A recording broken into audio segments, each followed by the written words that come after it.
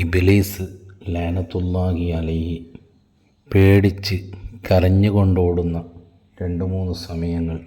ഒന്ന്, ഇബ്ലീസിനെ സ്വർഗത്തിൽ നിന്നും പുറത്താക്കിയ സമയത്ത് ഇബ്ലീസ് കരഞ്ഞുകൊണ്ടാണ് ഓടിയതെന്നും, അതുപോലെ തന്നെ ഇബ്ലീസിനെ ലഅനത്തുല്ലാഹി അലൈഹി ശപിക്കപ്പെട്ടവൻ എന്ന് വിളിച്ച സമയത്തും ഇബ്ലീസ് കരഞ്ഞുകൊണ്ടോടിയെന്നും, അതുപോലെ തന്നെ മുത്തനബി സല്ലല്ലാഹു അലൈഹി വസല്ലമ തങ്ങളെ പ്രസവിച്ച ദിവസം ഇബ്ലീസ് കരഞ്ഞെന്നും, അതുപോലെ തന്നെ സൂറത്തുൽ ഫാത്തിഹ ഇറങ്ങിയ ദിവസം ഇബ്ലീസ് കരഞ്ഞുകൊണ്ട് ഓടിയെന്നും മുത്തനബി സല്ലല്ലാഹു അലൈഹി വസല്ലമ തങ്ങൾ നമ്മളെ പഠിപ്പിക്കുകയാണ്.